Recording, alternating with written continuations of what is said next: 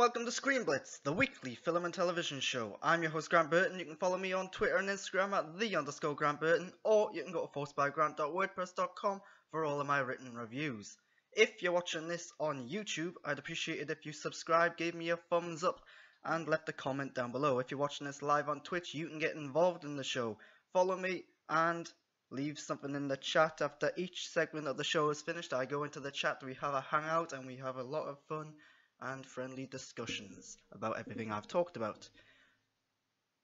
Otherwise, this is the film and TV show. Each and every week I give you all the top news, views, reviews, previews, features, opinions and more that you need to know. Part 1 today we touch on the news. Part 2 is all about reviews. I'm reviewing Orange is the New Black Season 6 as well as the film Blockers. And in Part 3 I'm talking all things James Bond, and I'm going to outline what I would do with the James Bond franchise moving forward. Might be a little controversial, but let's get on with the show, shall we, with Part 1, which is the news. Item number 1 is from Kate Hasty from EW. Robert Redford announces he's retiring. The Old Man and the Gun will be his final film. So, well-respected actor, Academy Award winner for Ordinary People. He's been around a long time. I don't know how old he is exactly, but I think he's in his 80s now. And he's not doing too much anymore. Big screen-wise, his last big notable role was probably Captain America. But he done that film as well where he was on a boat. And I think it was like just him in the entire film. I never actually watched it. But yeah, shame to see him go. But I'm not sure how many people will actually notice that he's not acting anymore, because he hasn't done much. Item number 2. Mike Fleming Jr. from Deadline says that a Supergirl film is on the drawing board for Warner Brothers and DC. It's going to be written by Oren Uziel, who wrote Cloverfield Paradox and 22 Jump Street. I'm not sure if he did write 22 Jump Street, but that's what the website says. So my initial thought is, why? Because we already have a decent Supergirl TV show. Why do we need a Supergirl movie? And if you're going to do a Supergirl movie, it damn well better be different from the TV show. You have to fit it into the canon somewhere, because so far there's been no mention of Henry Cavill's Superman having a cousin who potentially survived. Now, of course, he thinks everyone in his family and all of his relatives and all the people of his species are dead. But, yeah, why is he not aware that Supergirl exists on Earth, if that is exactly the storyline they're going to go with? So, yeah, if they're going to do this, they need to be different from the TV show. They need to find a way to fit it into the current canon, and I feel like this is just a way to get Superman into more products and to try and test out a more light-hearted tone for Superman, because the dark and gloomy stuff hasn't worked for him thus far. Item number 3. Patrick hypes at Deadline. Johnny Depp's City of Lies movie pulled from release schedule. Film about the investigation into Notorious B.I.G.'s murder was supposed to release next month. So, films getting delayed and reshuffled on the schedule is not unheard of. It happens all the time. But what is a little odd about this one is that it was only a month away. So I think it was meant to be out in like 4 or 5 weeks. That's odd. So why is this happening? Perhaps they just thought the film wasn't going to do well at this time. Maybe they just thought the film wasn't good enough, so they're worried about it maybe. But I think this has more to do with the star Johnny Depp. Because Johnny Depp, like him or hate him, he's got a lot of controversial stuff going on in his life at the minute. The stuff with his ex-wife and so on and so forth. Maybe that's going to affect the blockbuster draw of the film. Maybe it's going to affect how much of a success the film is, and they're worried about that. It's not exactly a good time to be Johnny Depp. Hell, even Fantastic Beasts, the next film in the Harry Potter franchise, is getting a lot of flack because Johnny Depp's still in it. So if that can't survive the flack, I don't think this will. So notably, they haven't announced a new release date yet either, and this is going to be 2019 now at the least.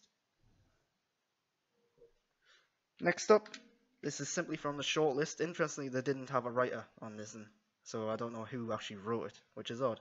But Dave Bautista says he'll quit Guardians of the Galaxy if James Gunn's script isn't used. He's asked to be released from his contract over Gunn's firing, and he said he'd be doing Gunn a disservice if he didn't step away. So wow, Dave Bautista really likes James Gunn, which of course makes sense because James Gunn essentially made Dave Bautista's career in film. Before that, he was just another wrestler trying to be an actor, and James Gunn gave him this role, and it turns out Bautista pretty good. I would argue that he's the best thing about the Guardians of the Galaxy films.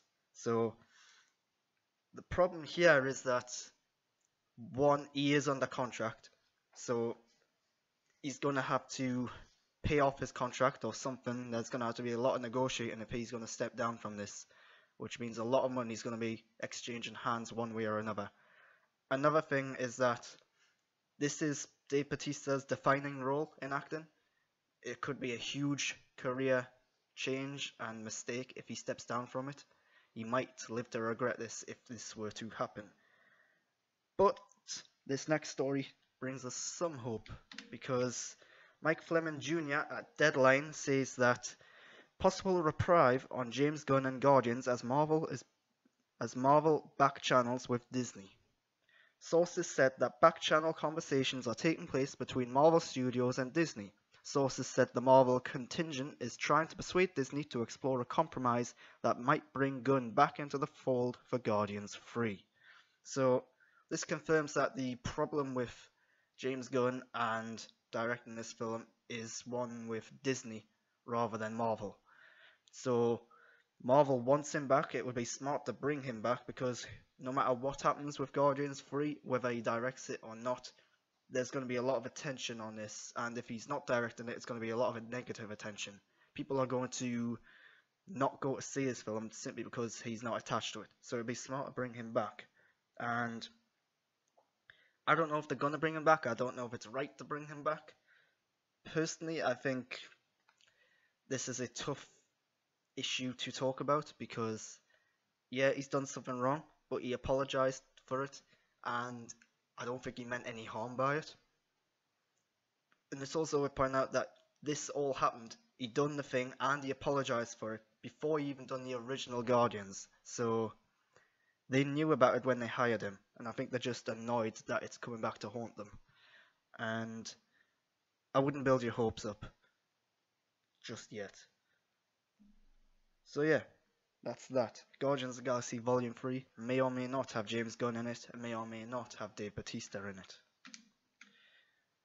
Laura Prudhomme at IGN says that Ruby Rose has been cast as Batwoman in the CW's Arrowverse crossover, which debuts this December in the crossover storyline.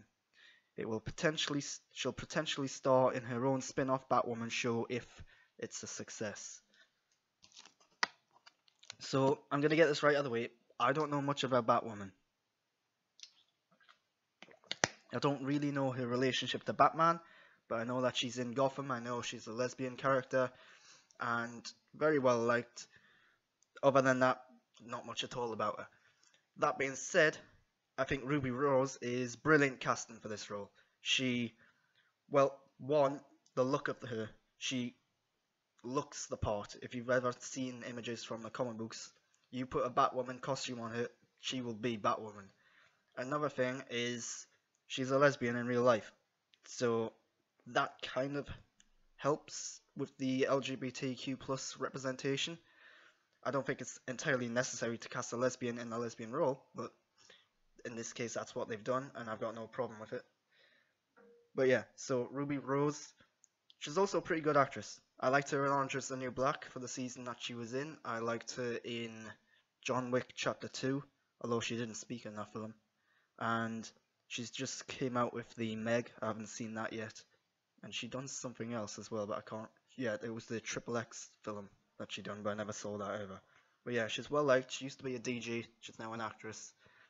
And notably, she's covered in tattoos. I don't know if Batwoman has tattoos. I don't know if it's part of her character or anything like that.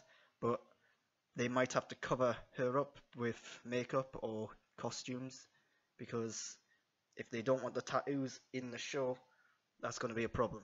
And I mean, she's covered in tattoos. You can see in the image here, she's got them on her neck, her back, everywhere. I've got nothing against the tattoos. I think she looks good with them, but in this particular role, they might have to do something about that, or they might have to write them into the actual character. The disappointing thing about this for me is if she's cast in this TV show, it means we might not see her in movies or anything else for a while because she'll be too busy doing this. But hey, she'll probably do a good job at this. Final story. This is probably the big one of the week. Scott Feinberg at The Hollywood Reporter says that Oscars have added a popular film category. And this has been getting a lot of controversy, and rightfully so. I've got mixed feelings about it, most of which are negative.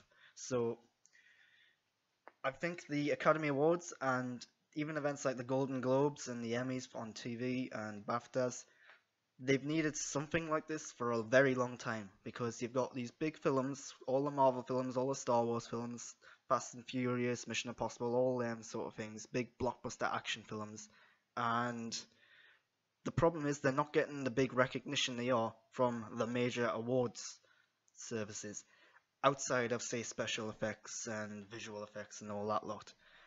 And that's wrong, I think. But this popular film category is going to help that, I think. But at the same time, it's going to be a bit of a disservice to both these films and the other films that get nominated for Best Film. The name is simply terrible. To say popular is wrong, because you're basically saying you're a good film, but you're not good enough to be getting this award, but you're popular, so we'll give you some attention. That it's not right. What doesn't help is that they've announced this and then they haven't said anything about it. They haven't told us what the requirements are for the award. They haven't said what you need to be classed as a popular film. Everyone's just kind of assuming it's a mainstream blockbuster thing. It's going to be focused on action movies, but that might not actually be the case. I think it will be, but I think it was a big mistake to come out and say this without actually clarifying it, because now you've got everyone on the internet dishing out all their views and being very critical of it. And maybe that's the plan. Maybe they're wanting to get this out there to get the response so they can then make up their mind what exactly the classification for this is going to be based on that response. So currently it sounds like maybe it's going to be box office receipts, maybe it's going to be audience votes. I don't think that's going to happen. I think it is going to be a typical just award category that the Academy Award votes on, but it very well could be. There are other award shows. The BAFTAs has an audience voting award, but it's usually for upcoming actors and actresses, so it wouldn't be unheard of if it is like an audience participation kind of thing, but I don't think that's what's going to happen. It suggests these films are nothing more but popular, which is wrong. Why can't, say, Mission Impossible Fallout be put on the same pedestal as, say, films like La La Land or Moonlight? I would say Mission Impossible Fallout deserves that recognition. And what if you are a popular film and you're being nominated for this? Can you still get nominated for Best Film? Or does this completely lock you out of that possibility? And at the end of the day, the whole reason for this is because the Academy Awards is a TV show, and they need the ratings, they want the viewers. By getting the popular film category, they're going to draw in more viewers because they're going to have the Marvel films, the Star Wars films in this category get more attention than they usually do. And yeah, that's a smart move, but I don't think it's going to help the recognition of the award. I don't think it's going to help the reputation of the award. But moving on to the trailers of this week.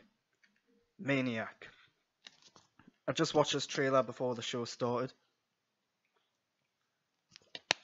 Not quite sure what to make of it. It's a little weird. It looks like it's mixing genres, a bit of fantasy, science fiction in there. It looks like it's going to be very mind-bendy stuff, and it looks very odd and weird. But I do like Emma Stone. I do like Jonah Hill. So that's got me hooked in already. I'm going to give it a go, I think. Very interesting visuals. But yeah, not sure what to make of it. Next up,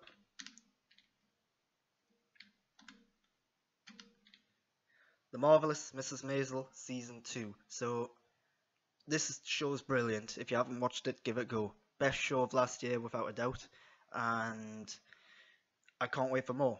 When they announced the show was being made, they actually renewed it for 2 seasons, so the second season should be coming out this year, I imagine, because that's kind of how TV works now. They renew it for multiple seasons, that way they can actually get straight to work on the following season once they've released one. That way they can release a season a year, because TV is getting harder and longer to produce these days. So the only disappointing thing about the first season of Marvel Simpson Maisel was that there wasn't enough episodes. It left me wanting more, and hopefully this season has more episodes. I'm not sure if it will or won't, but we're getting more, which is brilliant. Why is this not working?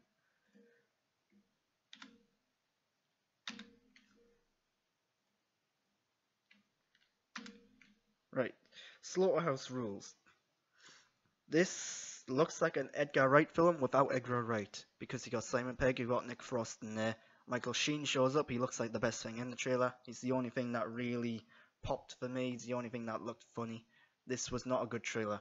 I don't really know what the film's about. It looks like a sort of a spoof of Harry Potter or Saint Trinians with like monsters and mutants or something. Yeah, it's a comedy film, but it didn't really make me laugh, with the exception of a couple of Michael Sheen moments.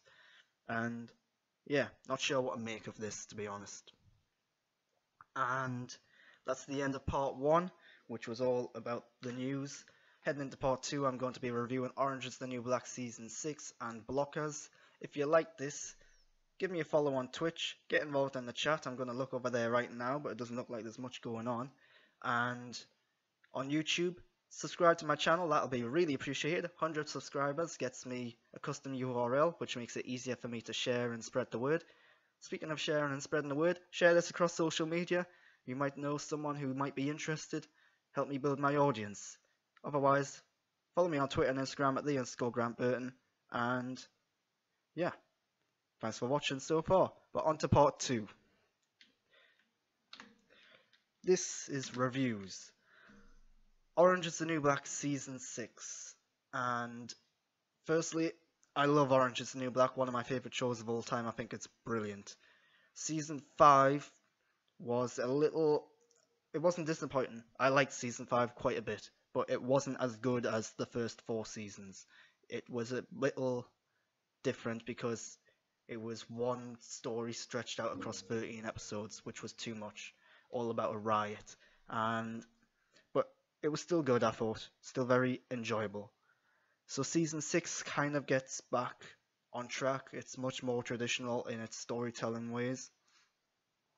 There's more comedy this season, and the comedy's really good. It's really funny. It reminds us a bit more of Season 1 and 2, which had more comedy. Whereas in recent years, they've been going to darker areas, so they've been dealing with things like Nazism and stuff like that, and it's been a little heavy at times. So this season, back on form, I would say. Not quite as good as when it was at its best. There are only 2 disappointing elements of this season for me. The first is that half the cast from the first 5 seasons has simply vanished. They explain what's happened, you know what's happened, but it feels like they've unceremoniously just been removed from the show.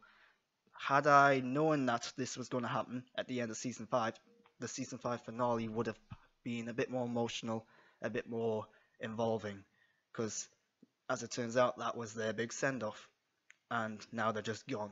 But the main characters, and you'll probably know who they are if you watch the show, are back, and some of the storylines are really interesting and fun this season, others feel a little unnecessary at times, a little dragged out. There's one involving the guards, where they're doing like a fantasy football thing, but with the prison inmates, which is a little silly, and it's not until the end where they really address how like twisted and bad it is that they're doing this, and it doesn't really have a huge payoff either. That's a little spoiler, but the other disappointing thing is the finale.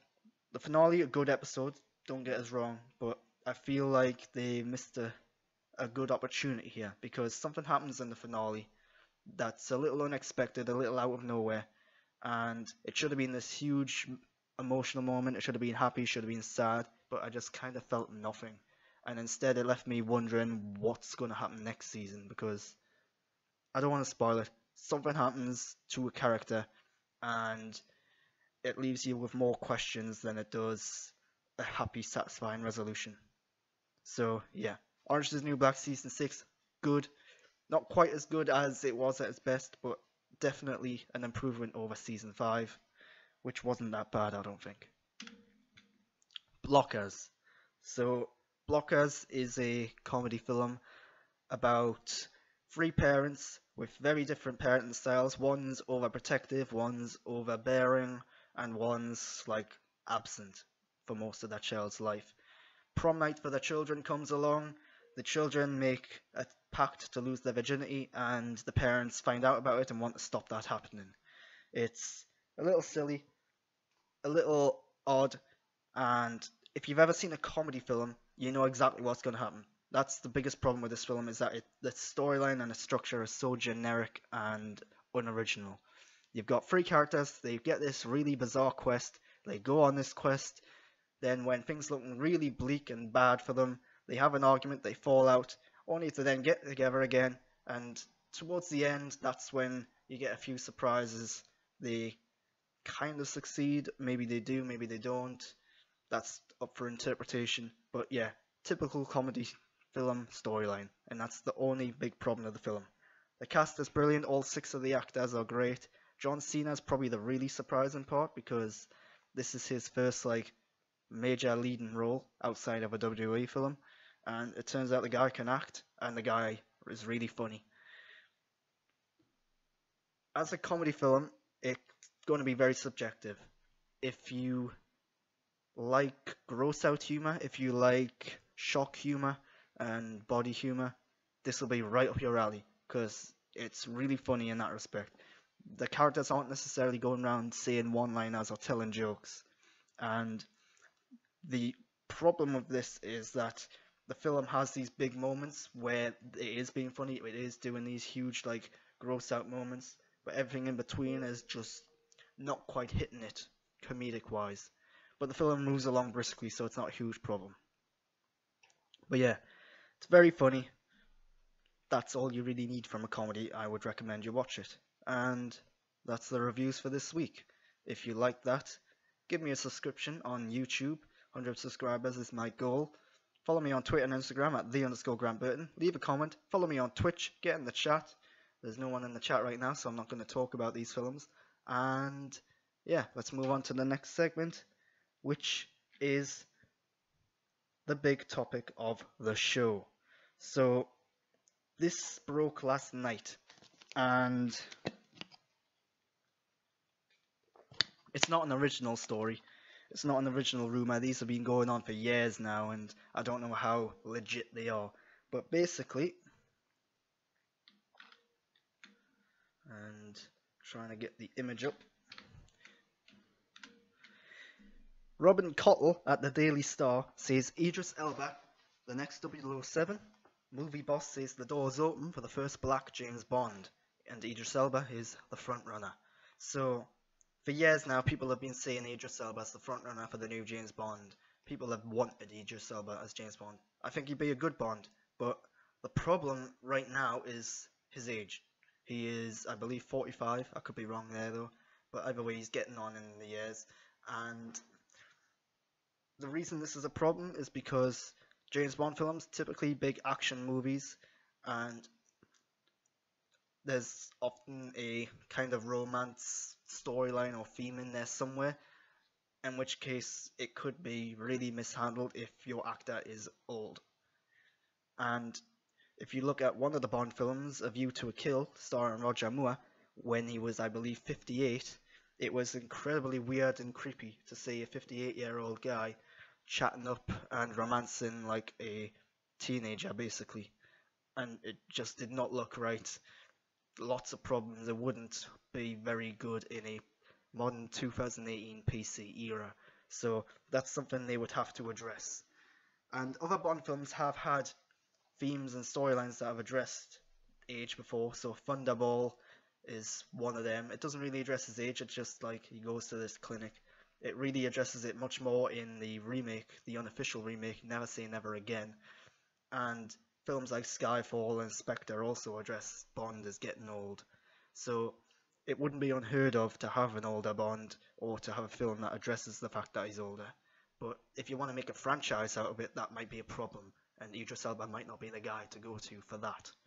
So Idris Elba would be a good Bond if you only want maybe one film out of it. So now I'm just going to run through my favourite Bond films very quickly. From Russia with Love. So From Russia with Love, Sean Connery film, second Bond film ever made. It's just a really good spy film with, I think, one of the best fight scenes ever in film history. On the Orient Express, Bond versus a character called Grant, which, you know, that gives it a big thumbs up from me, the fact that the villain has my name. And yeah, really good spy film. Not a typical Bond film by any means. Give it a watch if you haven't already. A little spoiler for later. On Her Majesty's Secret Service is a really underrated film, I think. I think On Her Majesty's Secret Service is a brilliant film that's underrated and overlooked simply because George Lazenby only done that one film. Now, yeah, George Lazenby not great in the role by any means. I don't think he's bad. But the biggest disappointment on Her Majesty's Secret Service, and this is in a documentary, is that the director and editor chose a really bad take for the final shot of the film, because according to him, James Bond doesn't cry. So they had this chance to make James Bond human, to get a really emotional ending, and they instead just got rid of it. And it makes the end, and the end is still good, but it's not as emotional or as investing as it could have been. So next up is GoldenEye. Again, a bit like From Russia with Love, just a really good spy action film. Pierce Brosnan's first outing, and they really get James Bond back on track in that film. And then you've got Casino Royale and Skyfall.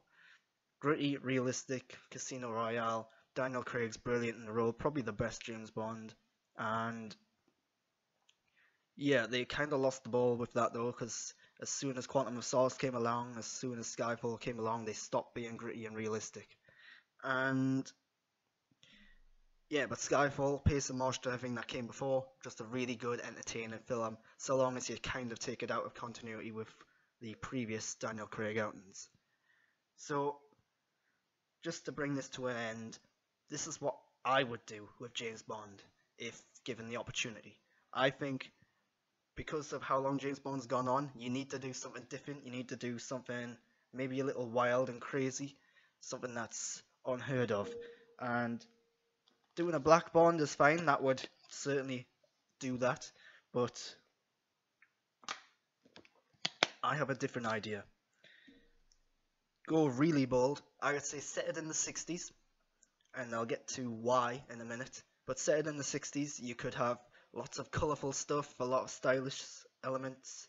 It would be really interesting and fun on a visual level, and have a female James Bond. Now, of course, having a female James Bond means you are going to have to make some big changes to the character, most notably the name. A lot of people have been saying Jane Bond, which is just lazy. Don't call her Jane Bond. That's terrible.